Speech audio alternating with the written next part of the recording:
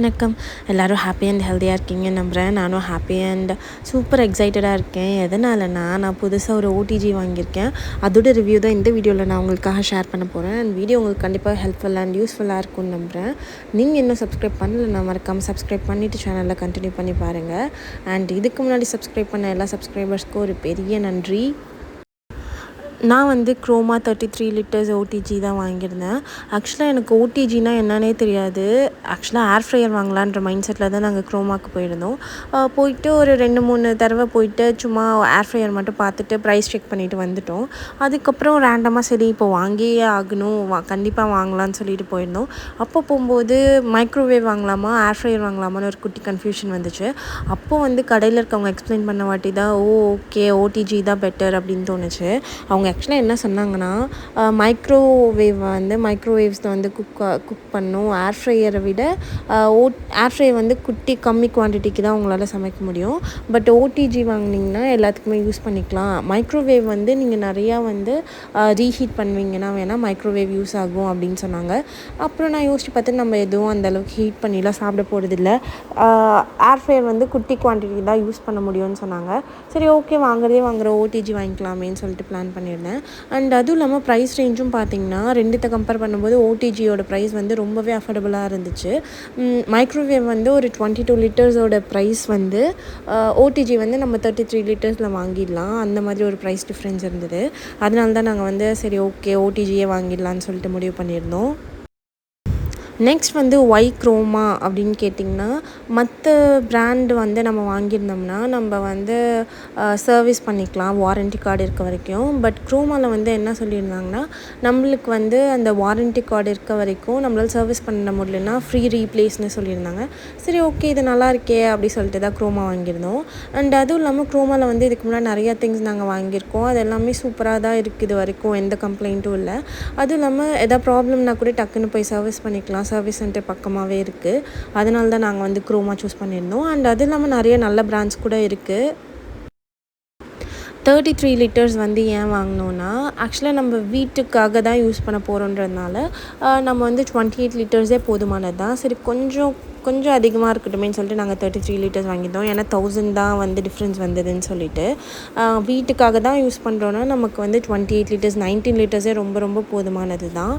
And நாம் வந்து maybe ஃப்யூச்சரில் வந்து ஒரு பிஸ்னஸ் ஆரம்பிக்க போகிறோம், ஒரு ஸ்டார்ட் அப் ஆரம்பிக்க போகிறோம் பேக்கிங்கில் அப்படின்ற பட்சத்தில் ஒரு 60 லிட்டர்ஸோ இல்லை 48 லிட்டர்ஸ்க்கோ நம்ம போகலாம். அண்ட் இந்த Croma 33 லிட்டர்ஸ் ஓடிஜியில் வந்து 4 நாப்ஸ் இருக்குது. 4 கண்ட்ரோல் சிஸ்டம்ஸ். மேலே இருக்கிறது வந்து டெம்பரேச்சர், கீழே இருக்கிறது வந்து அந்த எந்த கிரில் வந்து ஆன் பண்ணுன்றது. தேர்ட் இருக்கிறது வந்து அந்த ஃபேன் எது ஆன் பண்ணும் ஆஃப் பண்ணும். ஃபோர்த் இருக்கிறது வந்து டைமிங்க்கு. நாங்கள் ஃபர்ஸ்ட் டே போய்ட்டு ஆர்டர் பண்ணிவிட்டு வந்தாச்சு. பேமெண்ட்லாம் முடிச்சுட்டு அந்த ப்ராசஸ் ஃபுல்லாக முடிச்சுட்டு வந்துட்டோம். நெக்ஸ்ட் டே தான் வந்து ஹோம் டெலிவரி பண்ணியிருந்தாங்க. அண்ட் வந்துட்டு அவங்களே வந்து ஃபுல்லாக அசம்பிள் பண்ணி கொடுத்துட்டு அண்ட் எது எப்படி யூஸ் பண்ணணும் அப்படின்னு சொல்லிட்டு அந்த மேனுவலில் இருக்கிறத ஒரு குட்டியாக ப்ரீஃபாக எக்ஸ்பிளைனும் பண்ணாங்க. நாங்கள் வந்தோடனே சரின்னு பொட்டெல்லாம் வச்சுட்டு பூஜைலாம் போட்டுட்டு அதுக்கப்புறம் குக் பண்ண ஸ்டார்ட் பண்ணலாம் அப்படி சொல்லிட்டு பிளான் பண்ணியிருந்தோம். ஆக்சுவலாக நைட் டைமில் தான் டெலிவர் பண்ணியிருந்தாங்க. ஸோ நைட் டைம் வந்து எதுவுமே ட்ரை பண்ணுறதா பிளான் கிடையாது. சரி ஓகேன்னு சொல்லிட்டு அப்போதைக்கு வந்த ஆர்வத்தில் ஓப்பன் பண்ணி பார்த்துட்டு எப்படி இருக்குதுன்னு சொல்லிட்டு நல்லா ஆராய்ஞ்சு பார்த்துட்டு அப்புறம் அப்படியே விட்டாச்சு. அண்ட் எனக்கும் ஓடிஜிலாம் வந்து இதுதான் ஃபர்ஸ்ட் டைம். சும்மா டிவியில் பார்த்துருப்போம் இல்லையா, ஓடிஜினா இதுதான், அவன்னா இதுதான், இப்படி தான் இருக்கும், இதில் வந்து கேக் பேக் பண்ணலாம். அந்த மாதிரி ஒரு ஜென்ரல் ஒப்பீனியன் தான் இருக்கே தவிர எப்படி பண்ணணும், இது என்னெல்லாம் பண்ணணும், என்ன ஆப்ஷன்ஸ் இருக்கோ அந்த மாதிரி எந்த ஐடியாவுமே கிடையாது. ஆக்சுவலாக நான் பயங்கர எக்ஸைட்டடாக இருந்தேன். எப்படி சமைக்க போகிறேன், என்னெல்லாம் இந்த ட்ரை பண்ணி போகிறேன் அந்த மாதிரி சொல்லிட்டு. பேக்கிங் பவுடர், பேக்கிங் சோடான்ற டிஃப்ரென்ஸ் கூட எனக்கு இன்னும் தெரியாது. இனிமேல் தான் கொஞ்சம் கொஞ்சமாக கற்றுட்டு எல்லாம் ட்ரை பண்ணி பார்க்கணுன்னு இருக்கேன். அண்ட் ஃபர்ஸ்ட் வந்து வெஜ் தான் செய்யணும்னு சொல்லிட்டு ஒரு குட்டி கண்டிஷன் இருந்தது எங்கள் வீட்டில்.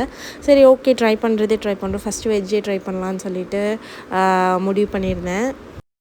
இந்த ஓடிஜி கூடயே அவங்களே ஒரு சில ஆக்சசரிஸ் கொடுத்துருந்தாங்க. அந்த ராட்டிசர், அப்புறம் அந்த ட்ரே, பேக்கிங் ட்ரே, அப்புறம் க்ரில் பேன், அப்புறம் 2 டாங்ஸ் கொடுத்துருந்தாங்க. அது வந்து அந்த ஹேண்டில் மாதிரி வச்சு யூஸ் பண்ணி எடுக்கிறதுக்காக. அண்ட் அதெல்லாம் எப்படின்னு சொல்லிட்டு ட்ரை பண்ணி பார்த்துட்டு இருந்தேன். சரின்னு சொல்லிட்டு ஃபர்ஸ்ட் வந்து ஃப்ரெஞ்ச் ஃப்ரைஸ் ட்ரை பண்ணலான்னு சொல்லிட்டு பிளான் பண்ணியிருந்தேன். ஏன்னா ஃப்ரெஞ்ச் ஃப்ரைஸ் வந்து எங்கள் வீட்டில் எல்லாருக்குமே ஃபேவரட், அதுவும் என்னோடய பாப்பாவுக்கு மோஸ்ட் ஃபேவரட். சரி ஓகே, அதே ட்ரை பண்ணுவோமே அப்படி சொல்லிட்டு அதான் பிளான் பண்ணியிருந்தேன். புக்கில் வந்து மேனுவலில் வந்து ஆக்சுவலாக கொடுத்துருந்தாங்க எப்படி ஆக்சுவலாக ஃபுல் ரெசிபி புக்லாம் கொடுக்க கிடையாது. ஒரு நார்மலாக ஒரு ஜென்ரல் ஒரு குக்கிங் பேக்கிங்க்கு தேவையான ப்ரொசீஜர்ஸ் மட்டும் கொடுத்துருந்தாங்க. அண்ட் டைம் டிஃப்ரென்ஸ் வந்து ஒவ்வொரு ஐட்டத்துக்கும் வந்து வேரி ஆகலாம். அண்ட் ஃப்ரெஞ்ச் ஃப்ரைஸ்க்கு வந்து நான் என்ன பண்ணேன்னா, அதிலே போட்டிருந்தாங்க என்னென்னா எந்த டிஷ் செய்கிறதுக்கு முன்னாடி ப்ரீ ஹீட் பண்ணிட்டு செய்யணும் அப்படின்னு சொல்லிட்டு. சரி ஓகேன்னு சொல்லிட்டு நான் யூடியூப் லைட்டாக ரெஃபர் பண்ணிவிட்டு செய்ய ஆரம்பித்தேன். ஃபர்ஸ்ட் வந்து பொட்டேட்டோ மேலே இருக்க தோல் எல்லாத்தையும் ஃபஸ்ட்டு பீல் பண்ணி எடுத்துகிட்டு, அண்ட் அதை வந்து ஃப்ரெஞ்ச் ஃப்ரை ஷேப்பில் குட்டி குட்டியாக கட் பண்ணி எடுத்துக்கிட்டேன். பொட்டேட்டோஸ் வந்து ரொம்ப பெரிய பெரிய ஸ்லைஸாக கட் பண்ண தேவையில்ல. ஒரு நார்மலான ஒரு ஃப்ரெஞ்ச் ஃப்ரைஸ் ஒரு மீடியம் சைஸில் கட் பண்ணுங்கள். ரொம்ப பெருசாக கட் பண்ணோம்னா உள்ளே வந்து ஒரு மாதிரி க்ரன்ச்சியாக இல்லாத மாதிரி ஒரு ஃபீலாக இருக்கும். ஸோ வந்து ஒரு நார்மலான ஒரு மீடியமான சைஸில் வந்து கட் பண்ணி எடுத்துக்கலாம். இப்போ வீடியோவில் பார்க்குறீங்கல்ல, அந்த சைஸ் எடுத்தால் கரெக்டாக இருக்கும். அண்ட் கட் பண்ணதை வந்து சுடு தண்ணி பாயில் பண்ணி அதில் ஒரு 5 மினிட்ஸ் வந்து போட்டு பாயில் பண்ணி எடுத்துக்கணும். அது கூட வந்து ஒரு பிஞ்ச் ஆஃப் சால்ட்டு எவ்வளோ தேவையோ நீங்கள் அவ்வளோ போட்டுக்கலாம். அண்ட் அது வந்து பாயில் ஆகிட்டு இருக்க டைமில் வந்து அவனை வந்து நம்ம ப்ரீ ஹீட் பண்ணி வச்சுக்கலாம். அதாவது 250 டிகிரிஸில் டவுன் கிரிட்டில் 10 மினிட்ஸ் வந்து நம்ம ப்ரீ ஹீட் பண்ணணும். நம்ம ப்ரீ ஹீட் பண்ணுறத ஆன் பண்ணி வச்சிட்டோன்னா அதுக்குள்ளே அந்த பொட்டேட்டோஸ் வந்து லைட்டாக வந்து பாயில் ஆகிருக்கும். அதை எடுத்து தண்ணியை ஸ்ட்ரெயின் பண்ணி தனியாக எடுத்துகிட்டு ஒரு நல்லா ஒரு மஸ்லின் கிளாத் ஆர் சம்திங் நல்லா தண்ணி அப்சர்வ் பண்ணுற ஒரு கிளாத் எடுத்து, காட்டன் கிளாத் கூட எடுத்துக்கலாம். நல்லா தண்ணியெல்லாம் அப்சர்வ் பண்ணி எடுத்துகிட்டு லைட்டாக சால்ட் அண்ட் பெப்பர், உங்களுக்கு தேவையான பெரி பெரி மசாலா இருக்கும் இல்லையா, அது உங்களுக்கு பிடிக்கும்னா நீங்கள் ஆட் பண்ணிக்கலாம். அப்படி இல்லைனா சில்லி ஃப்ளேக்ஸ் ஆட் பண்ணிக்கலாம். நானும் எங்கள் வீட்டில் பாப்பா சாப்பிட்றதுனால பெப்பர் மட்டும் போட்டால் போதும்னு சொல்லிட்டு நாங்கள் பெப்பர் அண்ட் சால்ட் மட்டும் போட்டிருந்தோம். போட்டுட்டு அந்த ட்ரே இருக்குது இல்லையா, பேக்கிங் ட்ரே, அதை எடுத்து லைட்டாக ஒரு 2 to 3 ட்ராப்ஸ் எண்ணெய் விட்டு அது ஃபுல்லாக வந்து க்ரீஸ் பண்ணிக்கலாம். ஏன்னா அப்போனா தான் ஃப்ரைஸ் வந்து கீழே ஒட்டாமல் வரும்னு சொன்னாங்க. சரின்னு சொல்லிட்டு அதே மாதிரி க்ரீஸ் பண்ணிவிட்டு ஃப்ரெஞ்ச் ஃப்ரைஸை வந்து உள்ளே பேக்கிங்க்கு வச்சாச்சு. இப்போ வந்து 180 டிகிரிஸில் 20 மினிட்ஸ் வச்சுருந்தேன். ஸோ வந்து 20 மினிட்ஸ் வந்து பேக் ஆகிட்டு இருந்தது. ஆக்சுவலாக ஃபர்ஸ்ட் டைம் பண்ணுறதுனால பயங்கர ஆர்வமாக இருந்தது. எனக்கு அதுவும் இல்லாமல் பயமாக வேறு இருந்தது. அதாவது ஆக்சுவலாக அந்த கண்ணாடி இருக்குல்லையா வெளியே, அதுவும் சூடாக ஆரம்பிச்சிடுச்சு. எனக்கு பயமாக இருந்தது, நார்மலாகவே இப்படி தான் ஆகுமா, இல்லை நம்மளது மட்டும் தான் இப்படி சூடாகுதான்ற மாதிரி. அண்ட் ஒரு வழியாக எப்படியோ ஃப்ரைஸ் வந்து எடுத்தாச்சு ஃபுல்லாக பேக் பண்ணி. ஆக்சுவலாக சூப்பராக இருந்தது. உங்களுக்கு அந்த கலர் டிஃப்ரென்ஸ் பார்த்தாலே தெரியும்னு நினைக்கிறேன். இதில் வந்து மேக்ஸிமமே ஒரு 2 to 3 ட்ராப்ஸ் தான் நம்ம எண்ணெய் யூஸ் பண்ணியிருக்கோம். சூடாக இருக்கும் போது சாப்பிடும்போது லைட்டாக சாகியாக இருந்தது, அந்த க்ரன்ச்சினஸ் இல்லை. பட் ஆறுன வாட்டி சாப்பிட்டப்போ சூப்பராகவே இருந்துச்சு. அண்ட் பாப்பாவும் நிறைய என்ஜாய் பண்ணி சாப்பிட்டாங்க. ஃபைனலி நம்ம சூப்பர் எம்மியான ஃப்ரெஞ்ச் ஃப்ரைஸ் ரெடி ஆகிடுச்சு. அண்ட் வீடியோவோட எண்டுக்கும் வந்தாச்சு. வீடியோ உங்களுக்கு பிடிச்சிருக்கும், இன்ட்ரெஸ்டிங்காக அண்ட் ரொம்ப இன்ஃபர்மேட்டிவாக இருந்திருக்கும்னு நம்புகிறேன். அண்ட் ஓடிஜி பற்றின நிறைய விஷயங்கள் தெரிஞ்சுக்கிறதுக்கு மறக்காமல் சப்ஸ்கிரைப் பண்ணிக்கோங்க. And thank you.